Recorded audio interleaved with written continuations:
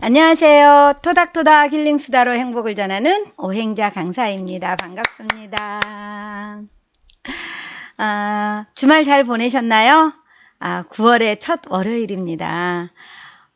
9월의 첫 월요일, 가을이 성큼 우리 앞에 다가왔다는 그 느낌만으로도 왠지 더 기분이 좋은 월요일인 것 같습니다. 멋지게 출발하셨죠? 어느새 오후 시간이 돼버렸어요. 오전 시간 활기차게 잘 보내셨죠? 저도 이제 오전에는 개인적으로 볼일들을 좀 보고 다녔습니다. 눈썹도 좀 이쁘게 했어요. 좀 이뻐졌나요? 제가 이런 눈썹을 자꾸 하고 이러면서 여자라는, 아니 어쩌면 나도 더 이뻐지고 싶다는, 그리고 이제 내가 사람들 앞에 자꾸 무대에 서다 보니까 공인으로 간다는 생각을 해봅니다. 이왕이면 좀 더 이뻐 보이고 좀 멋있어 보이면 더 좋잖아요. 그래서 이제 토닥토닥 힐링수다, 오늘도 아마 오늘 15번째인가요? 많이 왔죠. 7월 달에 제가 시작을 했어요. 7월 달 아주 더울 때, 그때 에어컨도 없을 때 시작을 했는데 어느새 가을이 되었습니다. 지난 시간에 상처라는 주제로 제가 이야기를 했어요. 그런데 오늘도 제가 이제 요즘에 책 출간을 위해서 이제 원고를 막 정리를 하고 있는데, 원고를 정리하면서도 짬짬이 저는 시간이 되게 아깝다는 생각을 하면서 시간 활용을 잘 하려고 하거든요. 그래서 뭐 집안일을 할 때도, 아니면 혼자 다른 일을 해야 될 때도, 화장을 할 때도 항상 영상을 틀어놓고 들으면서 이렇게 다른 일을 하거든요. 그런데 조금 전에 제가 이제 집에 와서 점심을 먹으면서 이렇게 영상을 딱 틀었는데 유튜브를 보다 보니까 정호승 시인의 그 영상이 있더라고요. 시인들 모임에 가서 시인들 모임에 가서 정호승 시인이 짧은 강의를 하셨는데, 저는 개인적으로 정호승 시인을 되게 좋아하거든요. 예전에 어렸을 때 그 정호승 시인의 산문집을 되게 많이 읽었어요. 근데 그 산문집의 그 배경이 어디였냐면 구례 화엄사, 남해, 그리고 섬진강 줄기, 이런 배경으로 해서 되게 그 많은 글을 쓰셨거든요. 그 글을 보면서 가보고 싶다라는 생각을 많이 했었는데, 거기를 제가 언제 가봤냐면은요, 2010년도에 제가 되게 왠지 꿀꿀했었어요. 운전도 서툴고 차에 내비도 없는 상태인데 제가 인천에서 무조건 출발을 했어요. 친구한테 전화해서 내가 구례 화엄사를 가려고 하는데 고속도로를 어디를 타야 되며 이렇게 물어가지고, 제가 아침에 한 10시쯤 출발했나요? 그래가지고 구례 화엄사에 도착하니까 한 오후 4시쯤 됐던 것 같아요. 그래서 그 화엄사에서 스님하고 이야기도 좀 하고 108배도 해보고, 그러고 나서 섬진강 줄기를 타고, 그때 그 진해에 아는 선생님이 있었어요. 그래서 그 진해로 가가지고 그 선생님하고 저녁을 먹고 밤 12시에 출발해서 다시 인천으로 왔었어요. 그때 기억이 있어요. 처음으로 혼자 떠나봤던 추억이거든요. 그래서 개인적으로 이제 정호승 시인님을 되게 좋아하죠. 그리고 언제 이제 유튜브에서 인문학 방송에서도 강의를 듣고 그분의 강의를 다 제가 필사를 했던 기억도 있어요. 그런데 그분의 강의를 들으면서 또 되게 감동이 돼서 그 이야기를 같이 한번 나눠보려고 해요. 이분이 이렇게 표현을 했어요. 시는 뭐냐? 이제 시인들이 많이 모여 있으니까 시란 뭐냐라고 이렇게 질문을 하시면서 이분은, 정호승 시인님은 이렇게 표현하시더라고요. 시는 고통의 꽃이다라고. 시는 고통의 꽃이다. 그래서 시는 우리가 이제 인생이 되게 짧은 인생인데, 그쵸? 인생 어떻게 생각하시나요? 짧다고 생각하세요? 길다고 생각하세요? 저 요즘 시간 되게 빠르게 지나가거든요. 일주일이 어떻게 간지 모르게 지나가고, 하다 보니까 여름 다 갔고, 제가 2018년 1월 맞이하면서 강화 만이산에 혼자 그 일출을 보러 갔었거든요. 그랬던 게 엊그제 같은데 어느새 이제 9월이잖아요. 가을 지나고 그러고 나면 어느새 겨울이에요. 시간이 정말 빠르다는 생각을 합니다.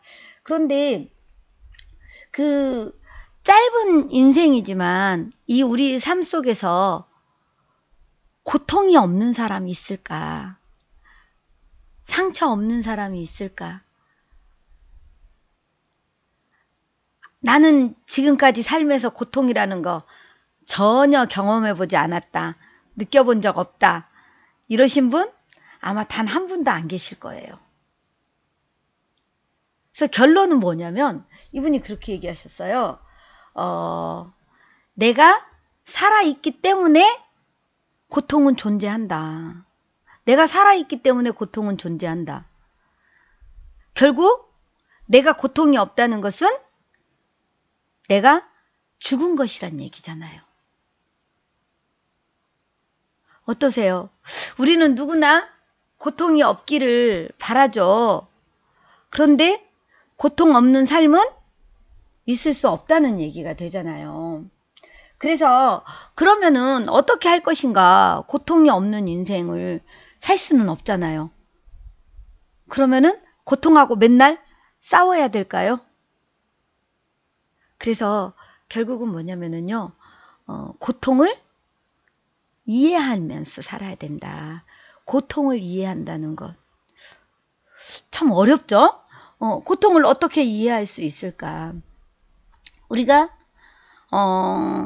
인생에 대해서도 사실은 잘 모르잖아요. 그죠? 인생 잘 아세요? 인생이란 뭘까? 이분은 시란 뭘까라고 항상 물으시죠. 뭘까요? 여러분들한테 인생은, 시는, 고통은 우리가 그런 것들을 사실은 모르기 때문에 하나씩 하나씩 알아가고 호기심을 갖게 되고 그래서 그런 것들을 하나씩 알아감으로 인해서 느끼는 희열감, 성취감 이런 것들이 있지 않을까. 그래서 모르기 때문에 내가 모른다는 것을 인정하는 순간 나의 삶은 더 의미 있지 않을까. 그런 것들을 알아가는, 깨달아가는 그런 의미. 그래서 그 소크라테스가 그랬잖아요. 소크라테스가 그 잘났다고 나름 똑똑하다고 이야기하는 많은 사람들을 찾아가서 어떻게 했어요? 계속 질문을 했잖아요. 그 질문을 통해서 결국은 그 사람이 내가 잘못 알았다는 것을, 내가 잘 몰랐다는 것을, 본인이 알고 있는 것이 오류 지식이었고 잘못된 것일 수 있었다는 것을 인정하게 하는 것. 그래서 아마 내가 다 안다면, 그죠? 안다고 생각하는 사람들 보면 대체적으로 좀 교만하잖아요. 거만하잖아요. 큰소리 뻥뻥 치고 겸손함이 없어지죠. 그래서 내가 부족하다는 것, 잘 모른다는 것을 아는 순간 우리는 더 겸손하게, 더 배움의 자세로 상대를 때로는 배려하고 그럴 수 있지 않을까라는 생각을 해봤어요. 그래서 내가 잘 모르는구나. 응? 아니면 내가 부족하구나 라는 것들을 알아가는 게 참 중요하다라는 생각을 해봤습니다. 그렇다면 이 정호승 시인님이 그랬어요. 고통을 이해하는 거라고. 고통을 없이 살 수는 없기 때문에, 고통을 거부할 수도 없기 때문에 고통을 이해해야 된다. 어떻게 이해할 것인가, 고통을. 그래서 이분이 이렇게 얘기했어요. 고통을 이해하는 방법 중에 하나는 고통 속에서 살다 간 사람들의 말씀을 읽고 들으면서 사유하는 것, 생각하는 것. 아, 저 사람도 저런 고통 속에 살았구나. 저분도 저런 고통을 저렇게 견뎌냈구나. 라는 것들 속에서 우리는, 아, 내 고통도 이렇게 견디면 되겠구나라는 그런 생각을 해볼 수 있을 것 같아요. 지난 시간에 제가 그 보편화 기법이라는 거를 이야기했잖아요. 나의 고통이, 나의 상처가 가장 나의 아픔이 큰 것 같은데 다른 사람과 이야기를 하면서 그들의 아픔을 들으면서 아, 나만이 아니구나. 저 사람도 저렇게 아픔 속에 있었구나. 저 사람도 고통 속에 있었구나. 라는 걸 느끼면서 내 상처가 조금은 고통이 위로가 된다는 것. 이것과 똑같은 말인 것 같아요. 먼저 살다 간 사람들의 삶 속에서 우리가 역사를 배우는 것. 요즘에 이제 저도 역사에 대해서도 많이 관심을 갖거든요. 그런데 그 역사를 통해서 아, 맞아. 그 시대에도 이런 일이 있었지. 그래서 그분들은 이렇게 그것들을 견뎌내고 해결해 나갔지.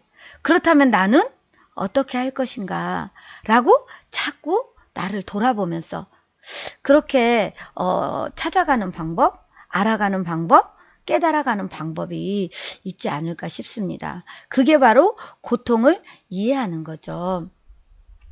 그래서 그 빅터 프랭클린의 라는 분의 이야기를 했어요.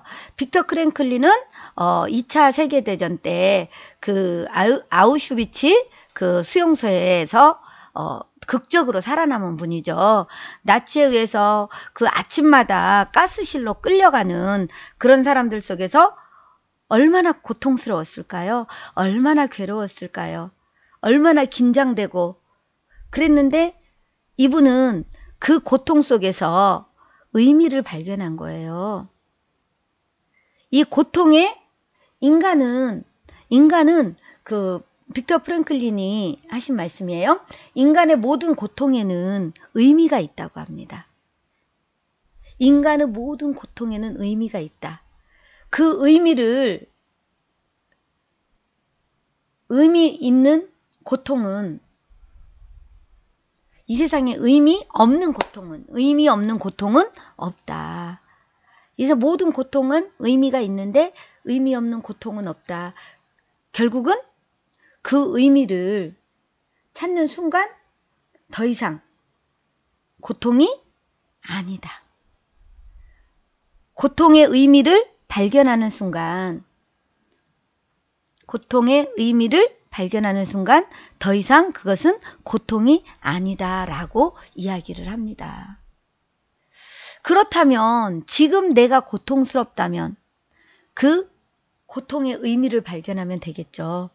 정우승 시인은 시는 고통의 꽃이라고 이야기를 했단 말이에요.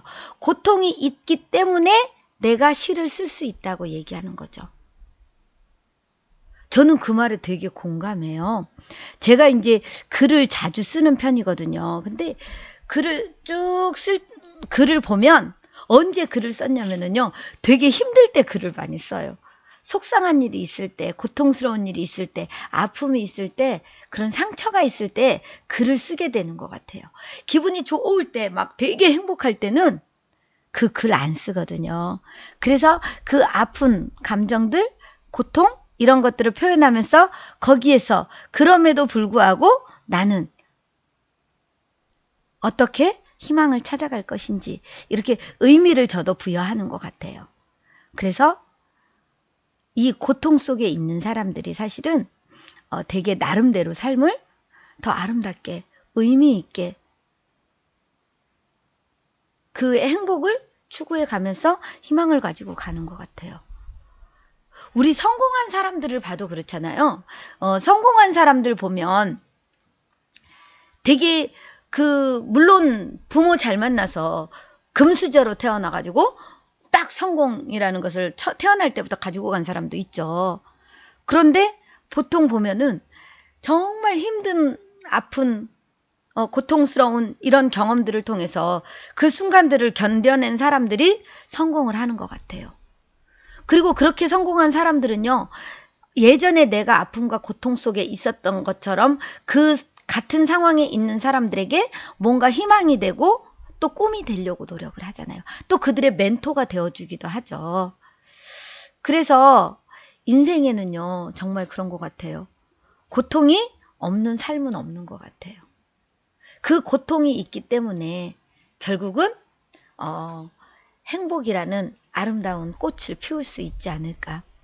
고통이 있기 때문에 아름다운 시가 나오고, 고통이 있었기 때문에 그 정말 명작들이 나오고, 고전들이 나오고, 빅터 프랭클린도 그 죽음의 수용소에서 그 고통을 견뎠기 때문에 죽음의 수용소에서라는 그 책을 낼 수 있었잖아요.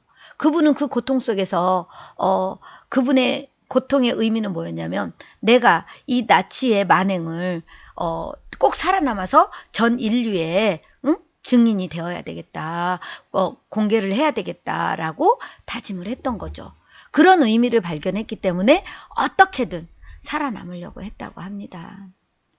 여러분, 지난 시간에 이어서 상처에 대한 이야기, 고통에 대한 이야기를 자연스럽게 한번 이어가 봤는데요. 지금 혹시 고통 속에 있으시다면, 상처 속에 있으시다면, 거기에서 내가 왜 이런 고통을 견뎌야 되는지, 이 고통 속에서 난 어떤 의미를 발견할 것인지 한번 스스로에게 물음을 던져가는 그런 9월의 첫 번째 월요일이 되었으면 어떨까요? 저는 이제 그런 생각을 하거든요. 책을 읽었든 아니면 어떠한 영상을 봤건 들은 것들을 어떻게든 내 걸로 소화하는 방법은요, 이렇게 말해보는 거예요. 제가 그런 건 되게 잘하는 것 같아요. 그래서 밑줄 치고 그 영상 들으면서도 메모를 좀 막 하고 이렇게 해가지고 그것을 다시 여러분에게 이렇게 전달하면서 여러분도 도움이 되고 저 스스로도 성장하는 그런 멋진 시간이 되는 것 같습니다. 여러분 항상 내가 가진 것, 내 안에 가만히 두는 것이 아니라 그것을 나눔으로 인해서 서로에게 힘이 되는 그런 귀한 한 주가 되었으면 하는 바람입니다. 9월 한 달 시작인데 9월 한 달 더 가을이 되었으니까 즐겁고 행복하고 여유롭게 풍성한 열매를 맺는 그런 한 달이 되었으면 합니다. 고맙습니다. 사랑합니다. 축복합니다. 잘해드리겠습니다.